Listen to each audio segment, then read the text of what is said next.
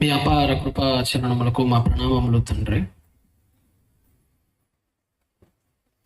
ఎడదవోలు ప్రాంతంలో ఒకరోజు సువార్త విజ్ఞాన సభను ఏర్పాటు చేసి ఉండగా మా అందరికీ తోడుగా ఉండి మీ లేఖనాల వెలుగులో మీ తలంపులను తలపోసుకునే గొప్ప ధన్యతను అనుగ్రహించమని యేసు ప్రభు వారి పేరిట ప్రార్థన అడుగుచున్నాం నాయన. అవుమా సంతోషం వెళ్ళారా? సమయం ఆలస్యం అయ్యింది. అయినప్పటికీ కూడా నేను సమయాన్ని పాటించడానికి ప్రయత్నం చేస్తాను. ఒక 40 నిమిషాల్లోనే వాక్యాన్ని ముగించడానికి సిద్ధపడుతున్నాను.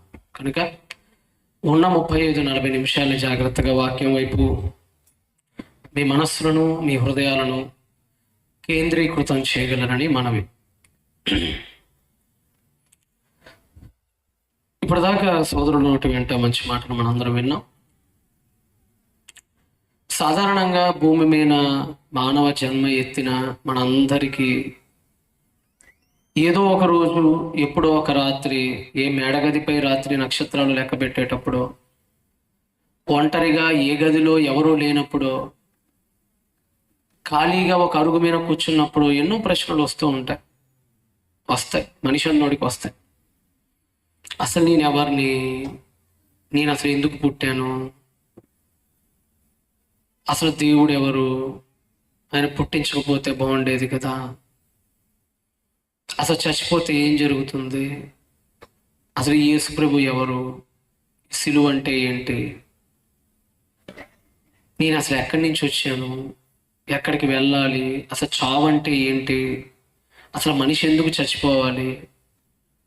ఖచ్చితంగా పుట్టిన ప్రతి వాడికి ఏదో ఒక రోజు తగులుతూ ఉంటుంది, మెదులుతూ ఉంటుంది. ఈ ప్రశ్నలన్నిటికీ 40 నిమిషాల్లో చెప్పుకోవటం అది అసాధ్యంలే. కానీ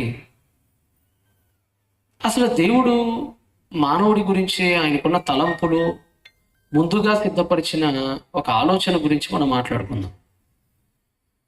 సహజంగా మనలో చాలా మంది తెలియక అనే మాట ఏంటంటే, అసలు దేవుడు ఎవరు నన్ను పుట్టించడానికి? నన్ను అడగకుండా అసలు నన్ను ఎందుకు పుట్టించాడు? నేనేమైనా అడిగానా నన్ను పుట్టించమని? నేనేమైనా అడిగానా మానవావతారం నాకు ఇవ్వమని? ఆయనే నన్ను అడగకుండా పుట్టించేసి, ఆయనే నన్ను అడగకుండా నువ్వు పాపం చేసావు నరకానికి పంపించుట అయ్యాలా అని ఎప్పుడు కూడా మన మైండ్లో అప్పుడప్పుడు తడుతూ ఉండిద్ది, హృదయపు తలుపుని. అయితే మనం ఒకటి గుర్తుపెట్టుకోవాల్సిన విషయం ఏంటంటే, నిన్ను అడిగి నిన్ను పుట్టించడానికి ఆయన నీ ఇంట్లో పనోడు కాదు. నిన్ను అడిగి నీ పర్మిషన్ తీసుకొని హుజూర్ అని నీ ఎదుట సాగిలోని నువ్వు ఏది అడిగితే అది చేయటానికి ఆయన మన ఇంట్లో బానిస కాదు. ఆయన సర్వసత్తాక సార్వభౌమాధికారి అయిన దేవుడు. సర్వసత్తాక అంటే అర్థం ఏంటంటే, ఏ పని చెయ్యాలంటే ఇంకొకటి పర్మిషన్ అడగాల్సిన అవసరత లేనివాడు అని అర్థం.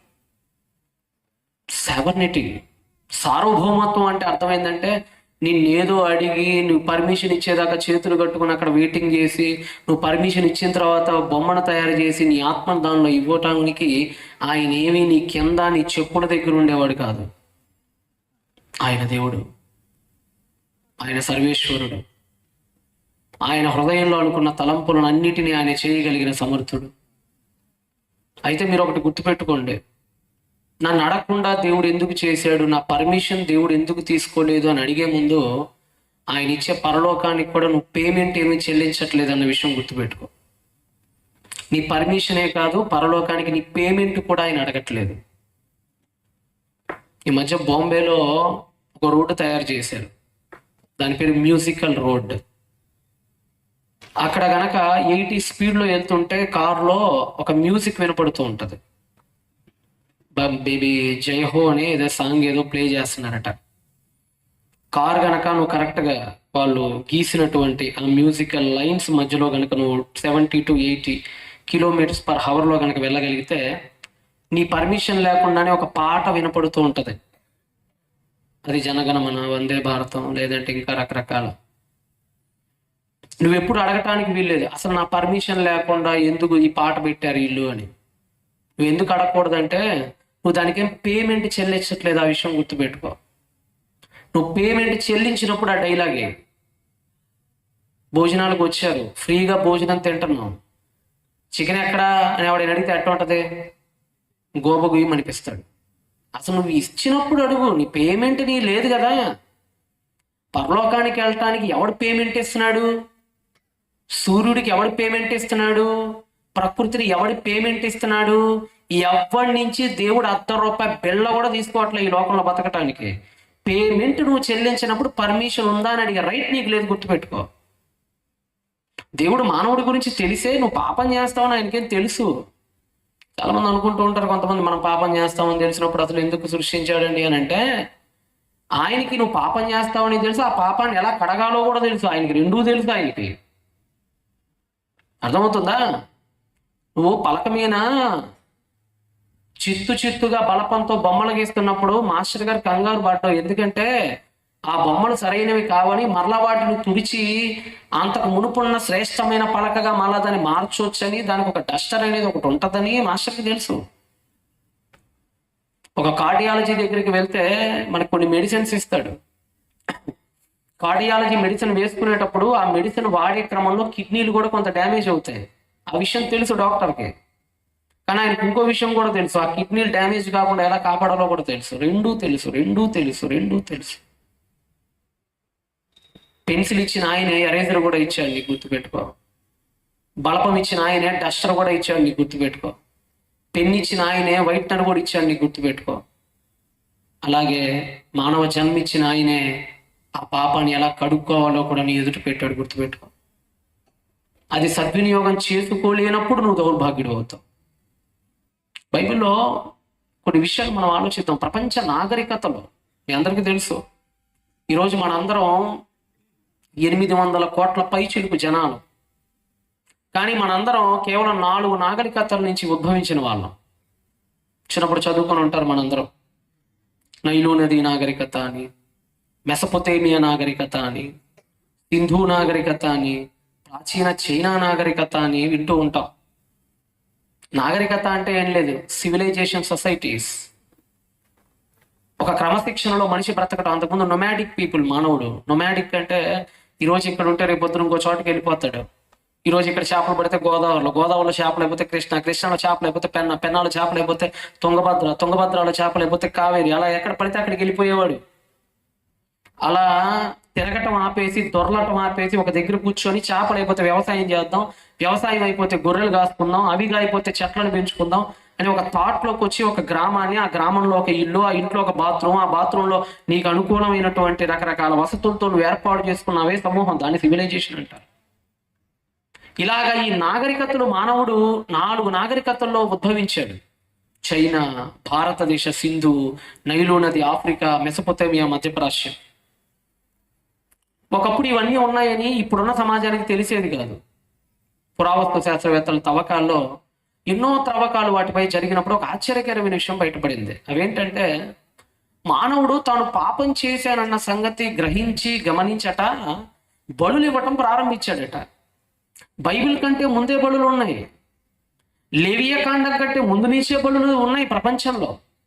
మీకు ఒకసారి కొన్ని ఆర్టిఫాక్ట్స్ మీకు చూపిస్తా చూడండి. ఒకసారి సింధు నది నాగరికతకు సంబంధించిన ఒక శిలాఫలకాన్ని మీకు చూపిస్తా. ఇవేవో ఏఐలో చేసినవో లేదంటే ఎవడో పెయింటింగ్ వేసినవో కావండి. ఇవి సాక్షాత్తు నాగరికతలను త్రవ్వుతున్నప్పుడు, ఆ త్రవ్వినప్పుడు దొరికినటువంటి ఆధారాలు ఇవన్నీ. ఇక్కడ మీరు ఒకటి చూపిస్తున్నారు, మొదటిది ఒకసారి చూపించండి. ఒక గొర్రె పిల్లని తీసుకొని వస్తున్నాడు ఒక వ్యక్తి.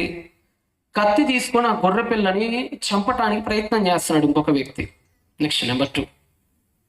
ఇంకొక వ్యక్తి ఒక పశువుని తీసుకొని వస్తున్నాడు. వెనకమాల ఖర్జూరపు చెట్టు ఉంది, ఇది మెసొపొటేమియాలో దొరికింది. అక్కడ కూడా ఒక పశువుని చంపడానికి ప్రయత్నిస్తున్నాడు. ఇంకా ఇది ఐగుప్తులో దొరికింది. ఐగుప్తు నాగరికతలో ఒక పశువుని మధ్యలో పనుకోబెట్టి చంపుతున్నారు ఆ పశువుని. ఇంకా ఇవి అషూర్లో దొరికినాయి. ఇంకా చాలండి. ఇలాగా ప్రతి నాగరికతలో త్రవ్వినప్పుడు, ప్రతి నాగరికతను తవ్వుతున్నప్పుడు ఎన్నో రాతి పలకలు, ఎన్నో టెరాకోటాస్, ఎన్నో ఆర్టిఫాక్ట్స్, ఎన్నో రకరకాల టాబ్లెట్స్ దొరుకుతూ వచ్చినాయి.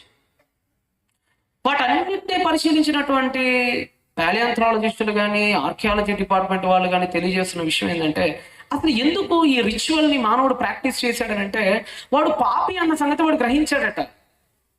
మనందరం బయటకు ఒప్పుకోకపోవచ్చు మనం పాపులం అని, కానీ అర్థం ముందుకు వెళ్ళి నుంచుంటే అర్థమవుతుంది, లేదు లేదు నేను చాలా తప్పులు చేశానని.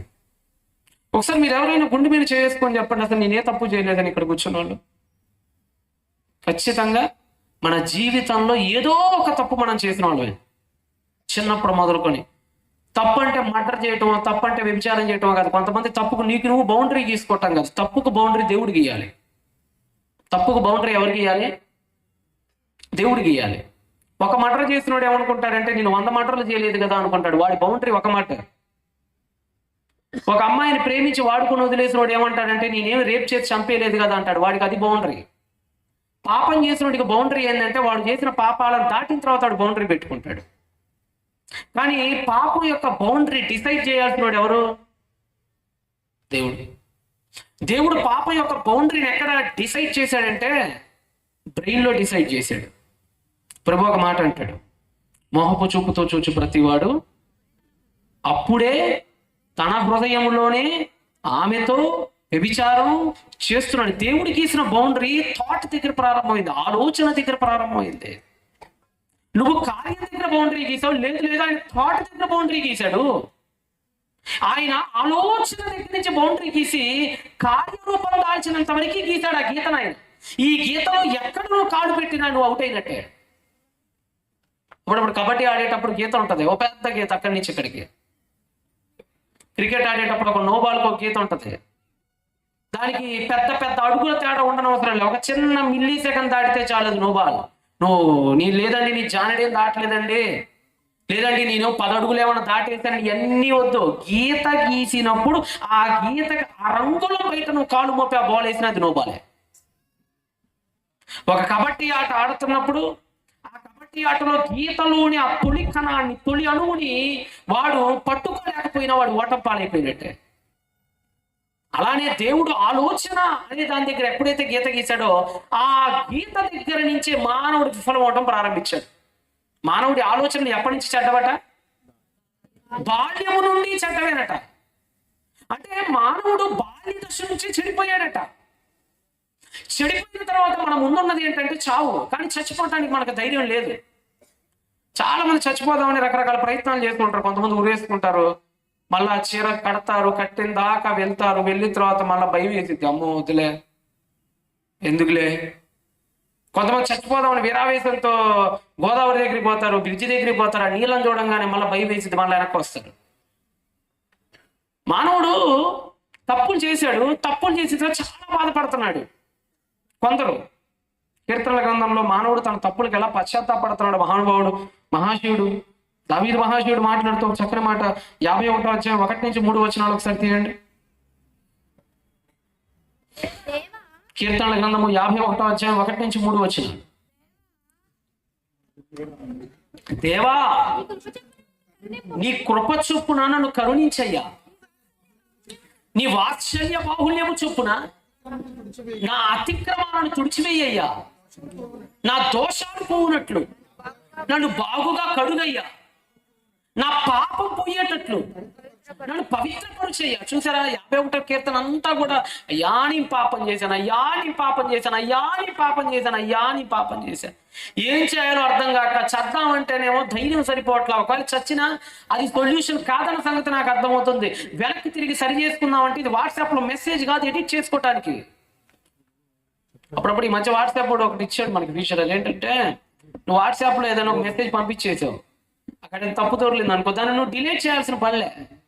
దాన్ని లాంగ్ ప్రెస్ చేస్తే పైన ఎడిట్ అనే ఆప్షన్ వస్తుంది, అప్పటికప్పుడు నువ్వు దాన్ని ఎడిట్ చేసేయచ్చు. జీవితం వాట్సాప్లో పంపించిన మెసేజ్ కాదు కదా, మళ్ళా వెనక్కి ఎడిట్ చేయడానికి. ఏంటి మరి ఇది? మనం మాట్లాడే ప్రతి మాట ఈ వాయువులు అలానే ఎప్పటికీ నిలబడిపోయి ఉంటుంది.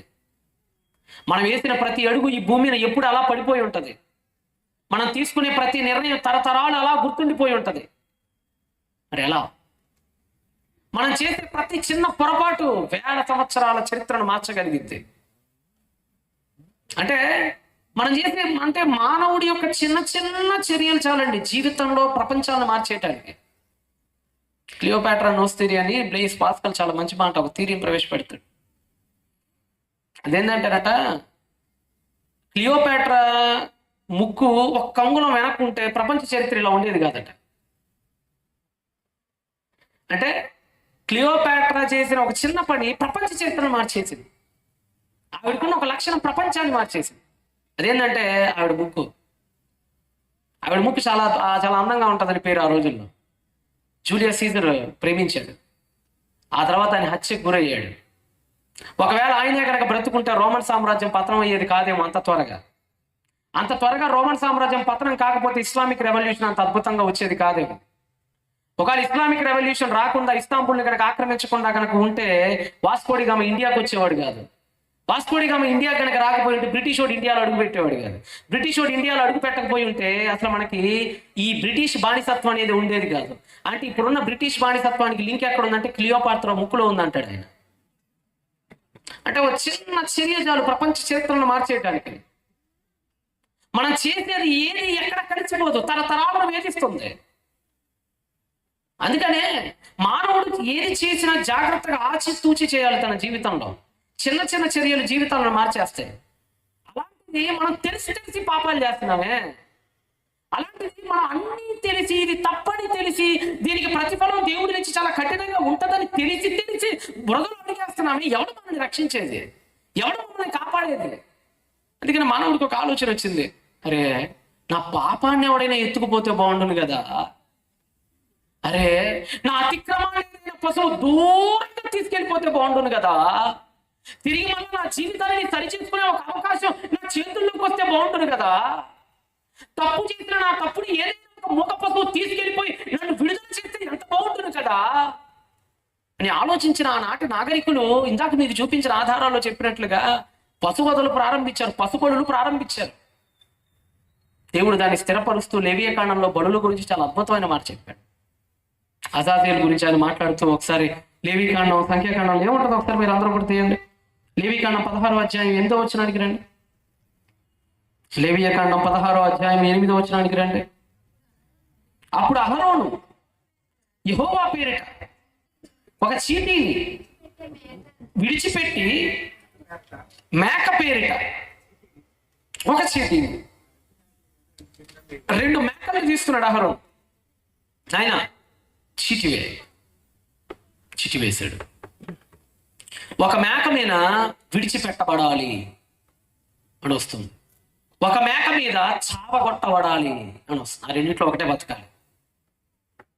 ఏది బతికిద్దో సృష్టి నిర్ణయించాలి, కాలం నిర్ణయించాలి. చాలా అద్భుతంగా ఉంటుంది అధ్యాయం అంతా. మీరు తర్వాత ఇప్పుడు చదవండి ఇంకా అదంతా అయిన తర్వాత 20వ వచనం కూడా చదవండి. 20వ వచనం 20. అతడు పరిశుద్ధ స్థలమునకు, ప్రత్యక్షపు గుడారమునకును, బలిపీఠమునకును ప్రాయశ్చిత్తము చేసి చాలించిన తర్వాత సజీవమైన మేకను దగ్గరకు తీసుకురావాలి. ఒక మేకను తీసుకురావాలి, ఒక మేకను తీసుకురండి అన్నాడు. తీసుకొచ్చాడట ఒక మేకని, నిశ్చయం చేయాలి. చదవండి. అప్పుడు అహరోను సజీవమైన మేక తల మీద ఈ 2 చేతుల మేక పైన పెట్టాలి. ఎందుకో తెలుసా? మా పాపాలన్నీ అనగా మా దోషాలన్నీ అనగా మా అతిక్రమాలన్నీ దాని మీద ఒప్పుకోవాలి. ఇశ్రాయేలు జనాలందరూ వస్తారు, లక్షల మంది జనాలు. అప్పుడు ఒక అమాయకురాలైన మేకను తోడుకొని వస్తారు. ఆ మేకకి పాపం ఏమీ తెలియదు. వీడు చేసిన ఏ పాపము ఆ మేకకి సంబంధమే లేదు. వీడు చేసిన ఏ వ్యభిచారంలోనూ ఆ మేక ఏ ఎంతనూ పార్టిసిపేట్ చేయలేదు. వీడు చంపిన ఏ ద్వేషానికి ఆ మేక బాధ్యురాలే కాదు. అసలు ఈ ప్రపంచ మానవుడితో వీడి పాపంతో ఎలాంటి సంబంధం లేకుండా తన బతుకుతున్న ఒక మేకను తీసుకొని వచ్చాలట. ఆ మేక తలకాయ మీద 2 చేతులు పెట్టాలట, 2 చేతులు. ఇశ్రాయేలు పాపాలని ఒప్పుకోవాలట. ఒప్పుకున్న తర్వాత వారి అతిక్రమాలని ఒప్పుకోవాలి. ఆ మేక తల మీద వాటిని మోపి తగిన మనుషుని చేత అరణ్యంలోకి తీసుకుపోవాలి. ఒక మేకని ఇప్పటికీ చూడండి, నాగాలాండ్, మణిపూర్ లాంటి ప్రాంతాల్లో అజాదేలు చేస్తుంటారు. అంటే ఏంటంటారంటే మానవుడి పాపాలని, నాకు బాగా గుర్తు, ఒకసారి అండమాన్ వైపు వెళ్ళాను, నికోబార్ ఐలాండ్స్ అనుకుంటా మేబీ, అక్కడ విజువల్ ఇప్పటికీ ఉంది. అదేంటంటే కుందేలు తీసుకొని వస్తారు. తీసుకొని వచ్చి ఆ తెగ పాపాలన్నీ కూడా కుందేలు మీద ఒప్పుకుంటారు. ఒప్పుకొని కుందేలు తోకను కట్ చేస్తారు. తోకను కట్ చేసి గొడ్డు కారం పెడతారు. అప్పుడు ఆ కుందేలు మంటతో, నొప్పితో, రక్తం కారిపోతుంటే అంతు చిక్కనంత వేగంతో ఎటో పరిగెత్తేసింది. పట్టుకోలేనంత దూరం పరిగెత్తింది. ఆ మంటకి తట్టుకోలేక. అప్పుడప్పుడు చూడండి, అప్పుడప్పుడు కొంతమంది కిరోసిన్ పోసి తగలబెట్టేసినప్పుడు పాపం పరిగెడుతుంటారు పాపం వాయు వేగంతో. ఎందుకు ఇవన్నీ చేస్తుంటారనంటే ఆ పాపం అంత దూరం అసలు మన నుండి మా కంటికి అంత దూరం వెళ్ళిపోవాలి. మా పాపాన్ని పట్టుకుందామంటే మళ్ళీ పట్టుకోలేనంత దూరం పరిగెత్తాలి మా పాపం. అందుకని మేకను తీసుకురామన్నారు. ఆ మేకను తీసుకొని వచ్చిన తర్వాత తగిన మనుషుడి చేతికి అప్పచెప్పట ఎక్కడ విడిచిపెట్టాలట? ఎడారిలో విడిచిపెట్టాలి. దాన్ని ఆవడ ముట్టుకోవటానికి వీల్లేదు. చూస్తుంటాడు. మేక కంటి కనపడుతూ ఇసుకలో ఇసుకగా మారిపోయి ఎక్కడికో దూరంగా వెళ్ళిపోతుంది. అప్పుడు అందరూ ఇళ్ళకొచ్చి తలంటు స్నానం చేస్తారు. మా పాపాలు పోయినాయి అని పనుకుంటారు. అంటే ఒక బలి, ప్రపంచం తమ పాపాలను తీసుకుపోయే ఒక బలి వస్తే బాగుండును అని ఆలోచించింది. అంతేకాదు ఆ బలి చేసే ముందు ఎక్కడికి తీసుకురావాలో లేవికాండం 1వ అధ్యాయం 5వ వచనంలో మంచి మాట అంటాడు చూడండి. బలులు ఇచ్చేటప్పుడు 5వ వచనంలో ఒక ప్యాటర్న్ చెప్తాడు. అక్కడ 5లో చదవండి. 5లో అతడు యెహోవా సన్నిధిని ఆ కోడె దూడను వధించిన తర్వాత యాజకులైన అహరోను కుమారులు ఎలా చేయాలో చెప్తున్నాడు. 3 కూడా చదవండి అమ్మా. 3 అతడు ధనబలి రూపముగా అర్పించినది గోవులతోనైనను నిర్దోషమైన మగదానిని తీసుకురావలేను. తాను యెహోవా సన్నిధిని అంగీకరింపబడినట్లు ప్రత్యక్షపు గుడారము యొక్క ద్వారానికి దాన్ని తీసుకురావాలి. ఎక్కడ తీసుకురావాలట? కొన్ని పాయింట్స్ మీరు గుర్తుపెట్టుకోండి. బలిపోయే గొర్రెను ఎక్కడ తీసుకురావాలట? ప్రత్యక్షపు గుడారము యొక్క గేటు దగ్గరికి, ద్వారం దగ్గరికి తీసుకురావాలట. తీసుకొచ్చిన తర్వాత ఏం చేయాలట? ఇందాక మనం చదివే మేక దగ్గర ఏం చేయాలట? 2 చేతుల్ని మేక మీద పెట్టాలి. మేక మీద పెట్టక ముడుపు ఏమని చెప్పాడు అక్కడ యాజకుడు? ఇశ్రాయేలు పాపాలందరూ ఒప్పుకోవాలట. ఒప్పుకున్న తర్వాత దాన్ని ఎక్కడికి తీసుకుపోవాలట? ఊరి చివరి ఎడారిలోకి తీసుకెళ్ళిపోవాలట. దేవుడు ఒక నియమాన్ని సెట్ చేశాడు. కానీ ఈ బలిన ఆయన మానవుడి ఆలోచనలో పుట్టక ముడిపే, జగత్తు పునాది వెయ్యబడక ముడిపే ఉంది ఈ ఆలోచన. ఈరోజు చాలా మంది అంటారు, అంటే ఏది ఎప్పుడో ఒకడు పాపం చేస్తాడని ఆ పాపానికి ఇప్పుడే రక్తం చెంది చేశాడా అంటారు. తెలియక బైబిల్ యొక్క థియాలజీ అర్థం కాక, గాడ్స్ ఫిలాసఫీ అర్థం కాక. ఏమండి, అంటే మానవుడు పాపానికంటే ముందే యేసు రక్తం సృష్టింపబడి ఉంది. ఇప్పుడు మీ అందరు పెన్సిల్, ఎరేజర్ 2 వాడతారు. ముందు ఏది కనిపెట్టబడింది అనుకుంటున్నారు చెప్పండి మీరు? పెన్సిలా, ఎరేజర్ ముందు ఏది కనిపెట్టబడింది? మీరు పెన్సిల్ అనుకున్నారంటే పప్పులు గాలేశారు. పెన్సిల్ 17th సెంచరీలో వస్తే ఎరేజర్ 16th సెంచరీలోనే కనిపెట్టాడు. అంటే ముందు పెన్సిల్ వచ్చిద్దని, అది తప్పు చేసిద్దని, ఆ తప్పును తొడవటానికి ఒకటి కావాలనే ఆలోచన లేకుండానే ఆ డిస్కవరీ జరిగింది. ఆ వెతుకులాట్లో కనిపెట్టాడు మానవుడు. దేవుడు కూడా అంతే. ఈ ప్రపంచంలో మానవుడు చేసే తప్పులకి వాడు చావలేక, బ్రతకలేక, చస్తూ బతకలేక వీడి జీవితాన్ని మళ్ళా తిరిగి వీడికి ఇవ్వాలనే ఉద్దేశంతో ఆయన ముందుగానే ఒక బలిని ఏర్పాటు చేశాడు. అందుకని చూడండి, కొంతమంది అండి పాపం మనుషులు చాలా మంచోళ్ళు అండి. సాధారణంగా కావాలని తప్పులు చేయరు మనలో చాలా మంది. ఒక ఆయన మా గుంటూరు దగ్గర ఒక ఆయన ఉంటాడు, దాచిపల్లి అనే ప్రాంతంలో. ఆయన చాలా మంచి ఉంటాడు. ఆయన వీధిలో కూడా మంచి పేరు ఉంది. ఆయన వీధిలో కూడా మంచి పేరు ఉంది. ఎంత మంచి పేరు అంటే, పలానా సుబ్బయ్య అంటే సుబ్బయ్య బంగారం కదండి అని అనేస్తారనమాట. కానీ అతను ఏం చేశాడంటే, ఒక రోజు పిల్లల్ని స్కూల్లో దింపడానికి అని వెళ్తుంటే ఒక ఆడపిల్ల మిగిలిపోయింది చివరిలో. వీడికి ఏం పోయే రోగం వచ్చిందో, ఏం పురుగు పుట్టిందో మనకు తెలియదు. కానీ ఆ బ్రెయిన్లో ఆ పిల్ల మీద కన్నేసి ఆ పిల్లని చెప్పేశాడు. 7 సంవత్సరాలు 8 సంవత్సరాల పసికందని. వీధిలోకి వెళ్ళి పలానా సుబ్బయ్య చేర్చాడంటే ఎవరు నమ్మట్లా. అట్లా చేరుస్తాడండి ఆయన. ఆయన రిక్షా తొక్కునేవాడు పాపం, మంచోడండి పాపం. ఆయన మా పిల్లలకి అప్పుడప్పుడు చాక్లెట్లు కూడా ఇస్తాడండి ఆయన. పాపం ఆయన అట్లాంటి కాదండి అని అంటున్నారు అందరూ. మంచి పేరు అతనికి, 10 మందికి మంచి మాటలు చెప్తూ బ్రతికేవాడట ఆయన. జీవితంలో అనుకోకుండా తప్పు చేశాడు. సరే, జీవితం అనుకోకుండా మొత్తానికి తన జీవితంలో తప్పు చేశాడు. ఇప్పుడు దీన్ని సరిదిద్దుకోలేనంత తప్పు అయిపోయింది. తీరా చూస్తే వెనక్కి తిరిగి ఇప్పుడు ఏం చేయాలి? అతను ఆడియో కాల్లో ఒక మాట అన్నాడు. అతను ఒకసారి ఆడియో కాల్ మీకు వినిపిస్తాను, ఒకసారి వినండి. చిన్న బిట్ ఒకటి ఉంటుంది, అది ప్లే చేయండి. 2 ఉంటాయి దానిలో. పది మందికి మంచి చెప్పి 10 మందికి మంచి చెప్పి సరదాగా బతికేవాడిని, వాళ్ళు అనుకోకుండా జరిగింది. 10 మందికి మంచి చెప్పి సరదాగా బతికేవాడిని, వాళ్ళు అనుకోకుండా జరిగింది. బతకూడదు, నీకు నా అమ్మమ్మ నీ పెట్టకూడదు. అధిక పని చెప్పు, ఆడలు చెప్పు. లేదమ్మా, అతని బ్యాక్గ్రౌండ్ లో ఏనాడు చెడు చేయలేదట. అతను చెప్తున్నాడు, వీధి కూడా చెప్తుంది అదే. 10 మందికి మంచి చెప్పి సరదాగా బతికేవాడిని, ఎందుకు ఇలా చేశాను నాకే అర్థం కావట్లేదని బాదుకొని ఏడుస్తున్నాడు. సరే, అతను తప్పించుకోవడానికి వేషాలు వేసాడా, లేదంటే నిజంగా అతను మనస్ఫూర్తిగా అంటున్నాడా, ఇవన్నీ ఇప్పుడున్న దానిలో అప్రస్తుతం. ఆ సందర్భం చివరికి చచ్చిపోయాడు, ఊరేసుకొని చచ్చిపోయాడు. మనం కూడా మన జీవితంలో అప్పుడప్పుడు ఏడుస్తుంటాం. మన జర్మనీలో ఒక సర్వే జరిగింది. ఆ సర్వేలోనట్ట అడుగుతున్నారు జర్మనీ వాళ్ళని, ఏమనంటే మీరు మీ జీవితంలో ఎప్పుడైనా తప్పు చేసామని మీకు ఎప్పుడైనా అనిపించిందా, దాన్ని బట్టి మీరు ఎప్పుడైనా బాధపడ్డారంటే 69% జర్మన్ ప్రజలు మేము రోజు మా తప్పును బట్టి మేము బాధపడుతున్నామని ఒప్పుకున్నారు. మీ జీవితంలో కూడా అంతే. కొంతమంది ఆడపిల్లలు చాలా బాధపడతారు. తర్వాత పెళ్ళి అయిపోయిన తర్వాత బాధపడతారు, పలానా కాలేజీలో అనవసరంగా ఈ మిస్టేక్ చేశాను, చేయకుండా ఉంటే బాగుండేదే, నమ్మకంగా ఉంటే బాగుండేదే నా భర్త కోసం. ఆయన తలుచుకొని భర్తకి తెలిస్తే ఎక్కడ ఏం జరిగిద్దో ఒక భయం ఇప్పుడు మనసులో లేడు. అప్పుడు ఎప్పుడో తెలిసి తెలియని వయసులో జరుగుతాయి కొన్ని. అవన్నీ ఇప్పుడు వెనక్కి తిరిగి ఆలోచించుకున్నప్పుడు చాలా బాధ అనిపిస్తుంది. లైఫ్ లో చెప్పుకోలేము ఎవరికి. మగాడైనా అంతే, 10th లోనో ఇంటర్లోనో ఎక్కడో ఎవరినో ప్రేమించి కాలు జారి చివరికి ఎందుకో పడక సెట్టు కాక వదిలేసి చక్కగా పెళ్లి అయిపోయిన తర్వాత భార్య చాలా అద్భుతంగా చాలా మంచిగా వచ్చినప్పుడు ఒకరోజు బాధపడతాడు, అనవసరంగా తప్పు చేశాడు, పాప ఇంత మంచి భార్య, ఇంత మంచి అమ్మాయిని దేవుడు నా కోసం సిద్ధపాటు చేశాడు, ఎందుకు ఈ తప్పు చేశానని ఏడుస్తుంటాడు బాత్రూంలోకి వెళ్ళి.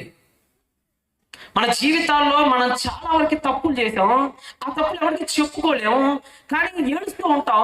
మరి ఈ వేదనని తీర్చడానికి ఏమైనా ఉందా ఈ ప్రపంచంలో? దేవుడు నీకు ఒక ఓదార్పునిచ్చాడు ఈ ప్రపంచంలో. నువ్వు రహస్యంగా చేసిన ఏ పాపమైనా, నువ్వు బహిరంగంగా పాల్పడిన ఏ పాపమైనా, నువ్వు పశ్చాత్తాపడితే, నువ్వు ఏడిస్తే, తిరిగి చేయనని మాటిస్తే వాటన్నిటి కడగటానికి ఒక బలిని ఆయన సిద్ధం చేశాడు. ఇప్పుడు ఇందా మీరు చదివారు కదా, ఆ బలి ఎవరో కాదు, 2026 సంవత్సరాల కిందట జరిగింది ఆ బలి. ఆ బలి కోసం, ఆ బలి కంటే ముందు ఒక వ్యక్తి లోకానికి వచ్చాడు. ఆయన బాప్తీసం ఇచ్చు. ఎవరైనా వాళ్ళ తండ్రి ఎవరు? బాప్తీసం ఇచ్చి యోహాను తండ్రి ఎవరు? యాజకుడు, ప్రధాన యాజకుడైన. మీరు యోహాన్ని ఒక ప్రవక్తగానే కాదు, ఒక యాజకుడుగా చూడాలి. ఎందుకంటే యోహాను వాళ్ళ నాన్నే యాజకుడు, యోహాను గారి తండ్రి గారు సాక్షాత్ యాజకుడు. మరి యాజకుడుకు పుట్టిన యోహాను గారేంటి మందిరంలో ఉండకుండా ఎక్కడ అడవిలో పోయాడు? ఎందుకు అడవిలో పోయాడంటే ఆయన మందిరం అప్పటికి పాడిపోయింది. యేసు ప్రభు వారు ఈ లోకానికి వచ్చేసరికి మందిరం పాడిపోయింది. ఆయన చెయ్యాలనిపించట్లా. అందుకని చూడండి, యేసు ప్రభు కొర్ర తీసుకొని వచ్చి అక్కడ ఉన్న క్రయ విక్రయాలు చేసే వాళ్ళు కూడా ఏం చేస్తాడు అని మీరు కొత్త నిబంధనలో ఒక ఆసక్తికరమైన విషయం కనపడుతుంది మీకు. ఆ విషయం ఏంటంటే, ప్రధాన యాజకులైన అన్న కైపోయింది, ఇద్దరైంది, ఒక్కడి కదా ఉండాల్సింది. లేవికాండం చెప్పినట్టుగా, అహరోను చెప్పినట్టుగా ప్రధాన యాజకుడు కదా, ఒక్కడు కదా, ఇద్దరేంటి? చెడిపోయింది. అంతేకాదు, ఆ ప్రధాన యాజకుడు కూడా ఒక్కడికి బైబిల్ బేసిక్ తెలియదు. అక్కడ ఉన్న వాళ్ళలో ప్రధాన యాజకులైన ఇద్దరికి అన్న అనే ఆయనకి కానీ, కైపా అనే ఆయనకి కానీ, ఇద్దరికి బైబిల్లో వాళ్ళు ప్రధాన యాజకులే కూర్చున్నారు ఆ రోజులు మందిరాల్లో. వాళ్ళు ఎలా చెప్తారండి అని అంటే, ఒకసారి మీకు మంచి మాట ఉంటుంది, ఒకసారి మీరు దాన్ని తీయండి. ఒకసారి లేవికాండం 21వ అధ్యాయం 10వ వచనం. లేవికాండం 21వ అధ్యాయం 10వ వచనం. నాకున్న తక్కువ సమయంలోనే ముగించడానికి అతి త్వరగా ప్రయాసపడతాను. 21వ అధ్యాయం 10వ వచనం లేవికాండం. ఎవరట? ప్రధాన యాజకుడు అగుటకై తన సహోదరులలో ఎవడి తల మీద అభిషేక తైలము పోయబడుతుందో, యాజక వస్త్రములను వేసుకునుటకు ఎవరు ప్రతిష్ఠింపబడ్డారో అతడు తన తలకప్పు ఉంటది కదా, వాళ్ళు టోపీలు పెట్టుకుంటారు కదా యువత సమాజం, తలకప్పు ఉంటుంది వాళ్ళకి పైన. ఆ తలకప్పుని, ఆ క్యాప్ని తీయకూడదు. తన బట్టలను ఏం చేసుకోకూడదు, అంటే ప్రధాన యాజకుడికి ఉండాల్సిన ప్రధాన లక్షణం ఏంటంటే బట్టలను ఏం చేయకూడదు, చింపకూడదు. ఇప్పుడు మత్తయి సువార్తకి రండి, 26వ అధ్యాయానికి రండి, 64వ వచనానికి రండి. మత్తయి సువార్త 26వ అధ్యాయము 64కి రండి. ఇది మొదలుకొని మనుష్య కుమారుడు సర్వశక్తుని కుడి పార్శ్వమున వచ్చుటయు మీరు చూస్తారు. యేసు ప్రభువు వారు చెప్తారు సెకండ్ కమింగ్, మళ్ళా నేను వస్తాను అని ఆయన చెప్పాడు. చెప్పినప్పుడు ఎవరట? ప్రధాన యాజకుడు. వస్త్రాలను చింపుకొని, అదేంటి చింపుకోకూడదు కదయ్యా. లేవీయ కాండంలో అతి స్పష్టంగా ప్రధాన యాజకుడైన వాడు తన వస్త్రాలను చింపుకోకూడదు అని అంత చక్కగా అర్థమయ్యే విధంగా రాస్తే నువ్వేంత ఈజీగా చింపేసుకున్నా అంటే అక్కడ ఉన్నోడు ప్రధాన యాజకుడు. ఆ ప్రధాన యాజకుడికి ఎలా ప్రవర్తించాలో వాడికి బిహేవియర్ కూడా తెలియదు. అలాంటి వాళ్ళు మందిరాలను పరిపాలిస్తున్నారు ఆ రోజుల్లో. ఈరోజు కూడా అంతే కదా. ఈరోజు ఎన్ని సంఘాలండి, సరే సంఘాలు మంచిదే, ఆ సంఘాల్లో ఉన్న అధికారులకి ఎవ్వడికైనా కనీసం ఆ మిషనరీలు పడిన కష్టాలు, బైబిల్లో ప్రవక్తలు చెప్పిన మాటలు, వాక్యాలు తెలుసండి. మా దగ్గర ఉంటారండి కొంతమంది, మా గుంటూరులో స్థలాలన్నీ అమ్మేస్తున్నారు. ఎవరైతే బార్లకి, బీర్లకి, పెద్ద బార్ ఉంటుంది మా గుంటూరులో, ఆ స్థలం అంతా మిషనరీ ఉంది. క్లబ్బులకి, పబ్బులకి ఎవడు కొన్నాడు ఆ స్థలాన్ని? నువ్వేమైనా వెళ్ళి కొన్నావా? అయ్యర్ గారు మిషనరీలు వచ్చి కొన్నా ఇక్కడికి కష్టపడి రూపాయి కూడబట్టుకొని, ఆ రోజున వాళ్ళ బంగారాలను కూడబెట్టుకొని, వాళ్ళ లగ్జరీస్ లైఫ్ ని వదిలేసి ఇక్కడ స్థలాలను కొని, ఏమి ఉచితంగా ఆక్రమించిన స్థలాలు కాదు, క్రైస్తవ స్థలాలు ఏవి కూడా కొన్న స్థలాలు ఇవన్నీ.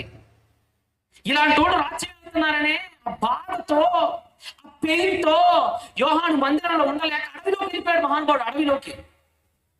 ఎక్కడికి వెళ్ళిపోయాడట ఆయన? అరణ్యంలోకి వెళ్ళి ఏమేసుకునేవాడట చెప్పాలి? గొంగలి కట్టుకొని, ఇంకా మెడతలు, తేనె తినేవాళ్ళు. మెడతలు అంటే తగ్గింపుతనానికి సూచన. చాలా చీప్ కాస్ట్ అనమాట, చాలా తక్కువగా దొరికేస్తాయి బయటికి పోతే అవి. అప్పుడప్పుడు మనకు కూడా చూడండి, బాంబేకి వెళ్ళారనుకోండి, తక్కువగా దొరికేది ఏమన్నా ఉందంటే ఆడ ఉంటుంది, అది చిన్న బన్ను, పావుబాజీ అంటారు దాన్ని. పావుబాజీ ఒక 20 రూపాయలు పెట్టేసామంటే శుభ్రంగా ఎంత పావు బాజీ వేసి శుభ్రంగా మొత్తం వేసేస్తాడు. చీప్ అనమాట. దాంట్లో మెడతలు అనేవి ఆ రోజుల్లో చీప్. అవి తింటూ బతికేవాడు పాపం. ఆయనకు విషయం అర్థమైంది.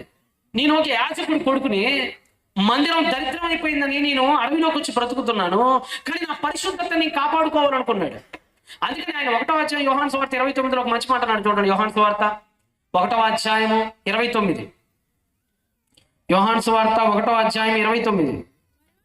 మరునాడు యోహాను, ఎవరు యోహాను? ఇప్పుడే చెప్పాను ఎవరు ఆయన. మీరు ఎలా చూడాలని చెప్పాను? ఒక యాజకుడిగా, ఒక యాజకుడి కుమారుడిగా, లోక పాపాన్ని సహించలేని ఒక వ్యక్తిగా, ఒక యాజకుడిగా ఆయన ఉంటే ఏమంటున్నాడట? లోక పాపములను మోసుకొని పోవు దేవుని గొర్రె పిల్ల. డైలాగ్ బాగుందని అనలేదు ఆయన. మాట మాట్లాడటానికి మళ్ళీ పవర్ఫుల్ గా ఉందని అన్న డైలాగ్ కాదు ఆయన. ఒక యాజకుడిగా గొర్రె ఏదో చెప్పాల్సిన వాడు, ఎగ్జామిన్ చేయాల్సిన వాడు యాజకుడు. ఇప్పుడు గొర్రెలు ఉన్నాయండి మందిరం దగ్గర, గొర్రెలు తీసుకురావాలి. ఏ గొర్రెని బలి ఇవ్వాలో, ఏ గొర్రె బలికి సూట్ అయ్యే గొర్రె చెప్పాల్సిన వాడు ఎవరు? యాజకుడు చెప్పాలి. యాజకుడు వచ్చి గొర్రె చర్మం మొత్తాన్ని పైకెత్తి దాన్ని అంతా తనిఖీ చేసి అప్పుడు చెప్పాడు ఇది దేవుడి గొర్రె పిల్ల అని. అది ఒక యాజకుడిగా పలుకుతున్న మాట, ఒక యాజకోత్తముడిగా పలుకుతున్న మాట. అందుకని చూడండి, యాజకుడైన వాడు బలిచ్చేటప్పుడు ముందు స్నానం చేయాలి. ఆ రోజు మీరు బైబిల్ బాగా చదవండి. యాజకుడు బలిచ్చేటప్పుడు ముందు ఇత్తడి గంగాళం దగ్గరికి వెళ్ళి ఇత్తడి గంగాళంలో తలంటు స్నానం చేసి రావాలి. ఒకటే అనుకున్నాడు యోహాను, నేను బలిచ్చేది ఆఫ్టర్ ఆల్ ఈ లోకంలో ఉన్న గొర్రె పిల్లలు కాదు, నేను బలిచ్చేది ఆఫ్టర్ ఆల్ ఈ లోకంలో ఉన్న మేక పిల్లలు, గోవు పిల్లలు కాదు. నేను బలిచ్చేది ఎవరిని? సాక్షాత్తు లోక పాపాలను మోసుకోవటానికి ఈ లోకానికి వచ్చిన జగద్రక్షకుడిని. మనలాంటప్పుడు నేను ఏం చేయాలి? స్నానం చేయాలి. ఎన్ని రోజులు చేయాలి? వారమా, నెల, సంవత్సరమా? కాదు, జీవితాంతం నీళ్ళలో తడుస్తూనే ఉంటారని యోర్దాను దగ్గర టెంట్ వేసుకొని ఆ నదిలోకి వెళ్ళిపోయి బాప్తీసాలు ఇస్తూ తడుస్తూ తడుపులాటలో స్నానం చేయటంలో యాజకుడిని మించిపోయి తన బ్రతుకుని చూపించాడు ఆయన. యాజకుడు తెల్లారి బలి ఇవ్వాలంటే తన భార్యతో సంగమించకూడదు, బైబిల్ చెప్పిన నియమం అది. యాజకుడు బలిచ్చే ముందు, యాజకుడు అర్పణిచ్చే ముందు రాత్రి భార్యలతో సంగమించకూడదు. అందుకనే దావీదు దగ్గరికి వచ్చినప్పుడు దావీదు యాజకుడు సంభాషణ మీరు ఎప్పుడైనా చదవండి పాత నిబంధనలు. నీవు స్త్రీలతో ఉంటివా అని అడిగినప్పుడు దావీదు అంటాడు, అయ్యో నేను 4 రోజులైంది కడగా ఉన్నాడు, స్త్రీలకు దగ్గరికి వెళ్ళలేదు అంటాడు ఆయన. అంటే బలి ఇవ్వక మునుపు ఏ స్త్రీని ముట్టకూడదు యాజకుడు, భార్యనైనా సరే. యోహాను 1 నడిచి, నేను ఇచ్చేది ఈ లోకంలో గొర్రె పిల్లను కాదురా, ఈ లోకంలో మేక పిల్లను కాదురా, సాక్షాత్తు లోకాన్ని సృష్టించిన వాడిని, ఏది ఆయన లేకుండా కలగలేదు. Without him nothing was made that was made. కలిగి ఉన్నది ఏది ఆయన లేకుండా కలగలేదు, ఆయనని బలిస్తున్నా. కాబట్టి స్త్రీని రాత్రి ముట్టడం ఏంటి, 2 రోజుల కింద ముందు ముట్టి వదిలేయటం ఏంటి? నా జీవితంలో స్త్రీ అని నేను ముట్టుకోడని వివాహం చేసుకుండా పూడుకున్నాడండి ఆయన. అలా అనుక్షణం నీళ్ళలో మునుగుతూ స్త్రీ అని తాకిని, స్త్రీ కురు వాసన ఎలా ఉంటుందో తెలియదు ఆయనకి, స్త్రీ చర్మం ఎలా ఉంటుందో తెలియదు ఆయనకి. ఎక్కడ ఏ స్త్రీలో ఎక్కడ పడిపోకుండా తన జీవితాన్ని కేవలం పరిశుద్ధతగా కాపాడుకుంటూ ఆ బడికి సిద్ధపాటు చేశాడు ఆయన. అందుకనే బాప్తీసం ఇచ్చినప్పుడు ఏం చేశాడు చెప్పండి యేసుప్రభు మీద? 2 చేతులు ఉంచి. అందుకని మీరు చూడండి ఎంత విచిత్రం అంటే, యేసుప్రభు వారి బాప్తీసానికంటే ముందు ఒకటి జరిగింది. అదేంటో తెలుసా? ప్రజలు వచ్చాట, వాళ్ళు తమ పాపాలను ఒప్పుకుంటూ ఉండేవాళ్ళట ఆయన దగ్గర. బైబిల్ చదివినప్పుడు మీకు అది కనపడిందా? 3వ అధ్యాయం మత్తయి సువార్తలో చదువుతారు. మీరు ఏమన్నా తెలుసా? ప్రజలందరూ వచ్చి పాపములను ఒప్పుకొనుచు యోర్దాను నదిలో ఏం పొందుతుంది అంటే, బలికి ముందు ఏం జరగాలని చెప్పారు ఇందాక మీకు? మేక దగ్గర చెప్పాను కదా మీకు, ఇశ్రాయేలు పాపములని, అతిక్రమములని, దోషములని ఒప్పుకోవాలి. అందుకని యేసు బలికి ముందు ఒప్పుకున్నారు. ఒప్పుకున్న తర్వాత ఈ గొర్రె పిల్లను తీసుకెళ్ళి ఎక్కడ సిలివేశారు? ఊరి మధ్యలోనూ, ఊరి బయట, ఆల్మోస్ట్ యోదయ సరౌండింగ్ చివర నెబాటి అని ఎడారికి దగ్గరలో బలేశారు ఆయన. ఆ గొర్రె పిల్లని అక్కడ బలేశారు చివరికి. ఎందుకు ఆ వచ్చిన వాడు ఎందుకు వచ్చాడో తెలుసా? నువ్వు పాపాలు చేస్తూ ఉంటూ నీకు కడుగుతా ఉంటానని నీకు భరోసా ఇవ్వడానికి రాలేదు ఆయన. గతించిన పాపాలను కడగటానికి వచ్చాడు. కొంతమందికి బాప్తీసం అంటే పాపానికి లైసెన్స్ ఇచ్చినట్టు అంటే కాదు. యేసు రక్తం ఎప్పుడు భవిష్యత్ పాపాల భరోసా కాదు, గతించిన పాపాల అంతరంగం మాత్రమే. గుర్తుపెట్టుకోండి. నువ్వు భవిష్యత్తులో ఏదో పాపం చేస్తావు, దాన్ని నీకు కడుగుతానని కాదు యేసు రక్తం. నువ్వు గతంలో చేసిన నీ పాపాన్ని కడగటానికి వచ్చింది. నువ్వు మళ్ళా సరిదిద్దుకుంటావని నమ్మకంతో వచ్చింది ఆ రక్తం ఈ లోకానికి. దేవుడు ఈ లోకంలో మన తలంపుల్ని గ్రహించినటువంటి ఆయన మన జీవితాన్ని కడగటానికి పంపించాడండి ఆయన్ని. అసలు మంచి పాట చూద్దరు మీరు. ఆయన ఈ లోకానికి వచ్చాడు, ముసుగు వేసుకున్నంత మాత్రాన మన పాపం పోద్దండి. కొంతమంది బండి మీద వెళ్తుంటారు, బండి మీద ముసుగు వేసుకొని పాపం చేస్తారు. ముసుగేస్తే పాపం కనపడదేమో, పాపం అలానే ఉంది. ఉండదా చెప్పండి? లోపల షర్ట్ ఉంది, షర్ట్కి ఇంక్ అంటింది, పైన ఏదో సూట్ వేసేసావు, సూట్ వేస్తే ఇంకు పోయిద్దా, ఇంకు కనపడదా? రెండింటికి తేడా ఉందా లేదా? ఇప్పుడు నేను ఒక తెల్ల చొక్కా వేసాను అనుకోండి, నాకు ఇక్కడ ఒక పెన్ను పెట్టుకున్నాను అనుకోండి, ఇంకు కక్కింది అనుకోండి, ఇప్పుడు నీ పైన కనపడకుండా దీన్ని కవర్ చేసుకున్నాను అనుకోండి, ఇప్పుడు ఇంకు పోయినట్ట కనపడకుండా దాచినట్ట? మానవుడు చేస్తున్నాడు అది. ఈరోజు ముసుగు వేస్తున్నాడు అంటే వాడు కనపడకుండా దాచిపెడతాడు అంటే అది పోవట్లేదు ఎక్కడికి, అది పోవట్లేదు ఎక్కడికి. చేతులు కంటే పాపం ఎక్కడికి పోతుంది? కట్టికి ముసుగేసేంత మాత్రాన్ని మనం చేసిన పాపాలని ఎక్కడికి వెళ్ళిపోతాయి?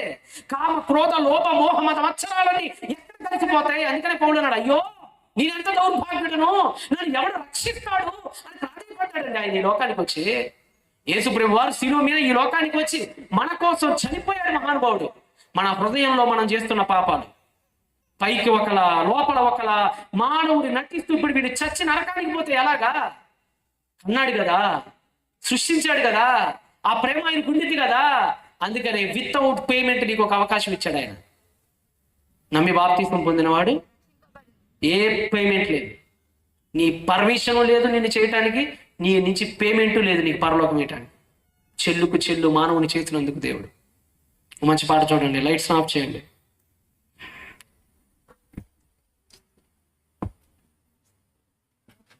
మానవుడి హృదయాల ఆలోచనలలోనికి వెళ్ళి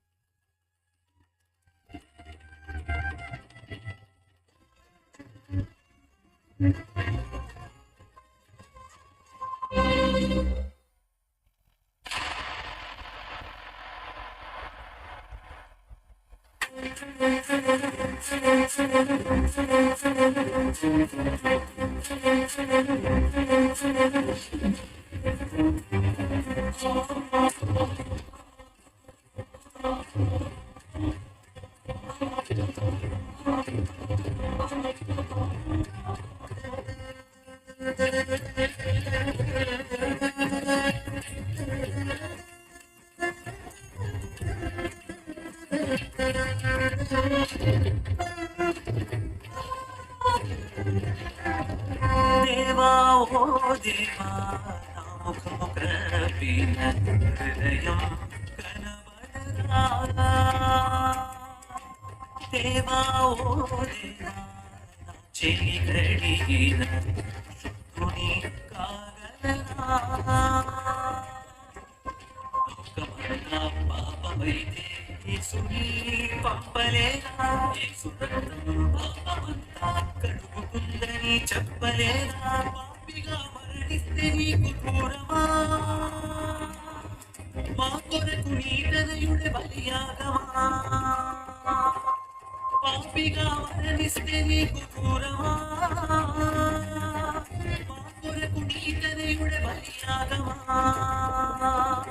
రక్తమిచ్చాడు మరించి ఇచ్చాడు పిలున నీ కోసమే దేవా ఓ దేవా నా ముఖము కప్పిన హృదయం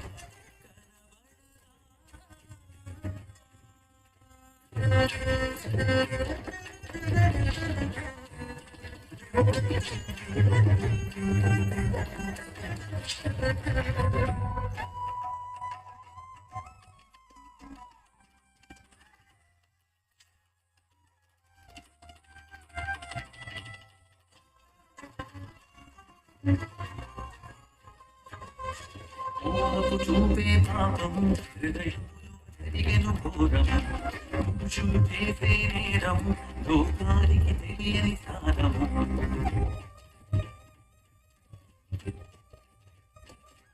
మోహపు చూపే పాపము హృదయములో జరిగెను ఘోరము మనుషులు చేసే నేరము లోకానికి తెలియని సారము ముందు జరిగే హృదయము ఈ హృదయములోనే జరుగుతోంది చేసే ప్రతి నేరము నేరం కలిగినప్పుడే ఈ లోకం చూసింది ఇక్కడే చట్టం చూసింది ఇప్పుడే ఆ నేరం ఆపాలక్కడే కాలిన హృదయం కావాలి క్రీస్తు రక్తం దేవా ఓ దేవా ముఖము కప్పిన హృదయం కనబడదా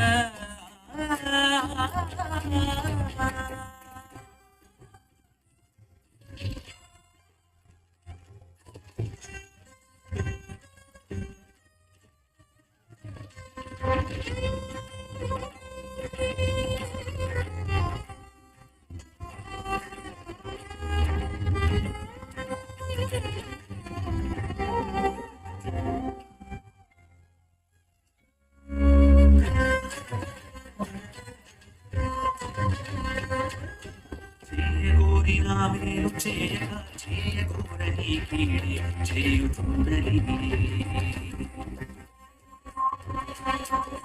చేయగోరిన మేలు చేయగా చేయగోరని కీడి చేయుచున్నది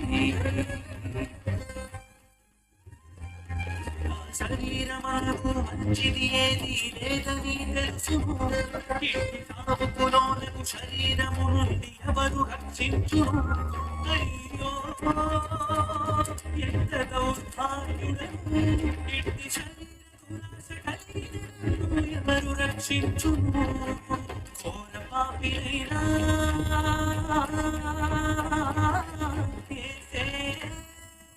క్షమించును యేసే క్షమించును దేవా నా ముఖము కప్పిన హృదయం కనబడదా చూశారు కదండి. కాబట్టి మీ జీవితాలను ఇక నుండి అయినా ఆ దైవానికి సమర్పించుకోండి. చేస్తున్న పాపాలకు పశ్చాత్తాపడండి. మరణం ఎప్పుడు వాకిట పొంచి ఉందో తెలియదు, మృత్యువు ఎప్పుడు కిటికీ వెనక దాగి ఉందో తెలియదు. కనుక చచ్చే లోపలే, ఊపిరి ఆగే లోపలే, గుండె చప్పుడు ఆగిపోయే లోపలే, చావుకు మునిపే నీ రక్షణను నువ్వు సంపాదించుకో. ఉచితమైన ఆ రక్షణను పోగొట్టుకున్నావంటే నీ అంత దౌర్భాగ్యుడు మరి ఎవడునూ ఈ భూలోకమందు ఉండడు. కనుక దేవుని కోసం ఒక్కసారి మళ్ళీ రాత్రి ఆలోచించుకోండి. రక్షణలో ఉన్నారో లేదో, ఆయన అనుగ్రహించిన కృపామహిమను పొందుకోవడానికి సిద్ధపడ్డారో లేదు. మొదటి ప్రసంగంలో మీరు విన్నారు కదా సోదరులు సతీష్ గారు, దేవుడు ఇచ్చినటువంటి ప్రకృతి గురించి, ఉచితంగా ఆయన అనుగ్రహించినటువంటి సృష్టి గురించి చక్కగా మాట్లాడారు.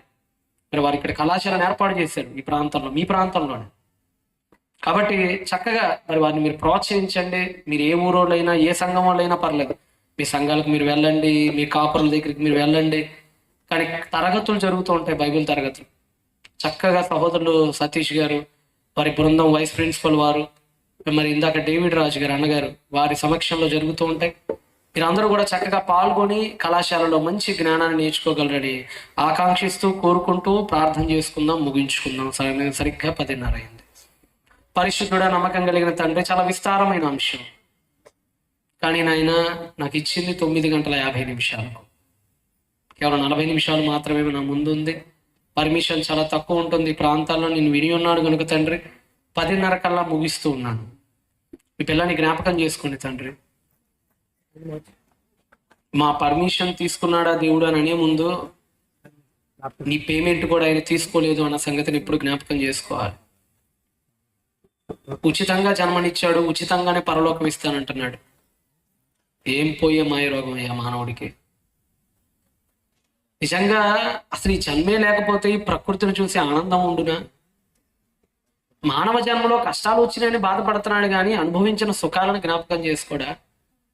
ఇంత చక్కని జలపాతాలు, ఇంత చక్కని ప్రకృతి, ఇంత చక్కని ఆరోగ్యదాయకమైన రుచికరమైన తిండులు, ఇంత చక్కని జల సముదాయాలు, ఇంత చక్కని ఆకాశ పక్షారణ్యాలు, ఇవన్నీ చూడదగునా?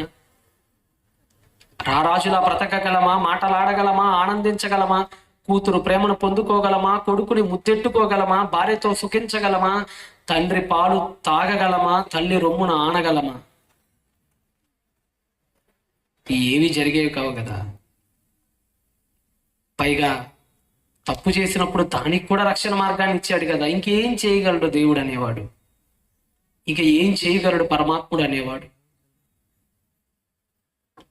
ఆయన సార్వభౌముడు, సర్వసత్తాకుడు, అన్నీ ఎరిగి అన్నీ తెలిసి మానవుడిగా మాకు శ్రేష్టమైన జన్మనిచ్చి, ఆ జన్మలో సరిదిద్దుకునే భాగ్యాన్ని ఇచ్చి, రక్తాన్ని ఇచ్చి, ఉచితమైన పరలోక ప్రవేశాన్ని అనుగ్రహించారు. ధన్యవాదాలు తండ్రి. మానవుడిగా పుట్టినందుకు అదృష్టంగా భావిస్తూ ఉన్నా. బాధపడట్లా. అప్పులు ఉంటాయి, సమస్యలు ఉంటాయి, బాధలు ఉంటాయి, బరువెక్కించే సంఘటనలు జీవితంలో ఉంటాయి. కానీ వీటన్నిటికంటే మానవ జన్మ చాలా గొప్పది, చాలా గొప్పది. ఆ జన్మను అనుభవించడానికి లోకంలో ప్రవేశపెట్టినందుకు ధన్యవాదాలు. అలానే మీరున్న లోకానికి కూడా చేర్చుకోగలరని కోరుకుంటూ ఉన్నాం. మానవుల్ని క్షమించండి, మా జాతిని క్షమించండి తండ్రి, మా జాతిని క్షమించండి. మా జాతి మీ విలువను ఎరుగని జాతి. ఈ జాతి పాపాల ఊబిలో ఊరికిపోయి రమ్మన్న రాణి జాతి మా జాతి. మా జాతి పట్ల మీ కరుణను కుమ్మరించండి. కుమారుని రక్తంతో మా జీవితాలను కడిగి శుభ్రపరచండి. మీరే మమ్మల్ని నీతిమంతులుగా చేసుకుని మీరే మమ్మల్ని పిలుచుకోమని కోరుకుంటున్నాం. కుమారుడు సతీష్ గారి ప్రాంతంలో నూతనంగా కళాశాల బాధ్యతలు చేపట్టి ఉండగా మీ కుమారుడికి తోడుగా ఉండండి. ఎన్నో రకాల పరిచయాలు చుట్టుపక్కల ఉన్నాయి, ఎన్నో రకాల సంఘాలు చుట్టుపక్కల ఉన్నాయి. అన్ని వర్ధిల్లాలి, అన్ని బాగుపడాలి, అన్ని డినామినేషన్స్ బాగుండాలి, అందరూ అయ్యగారులు బాగుండాలి, అందరూ అమ్మగారులు బాగుండాలి.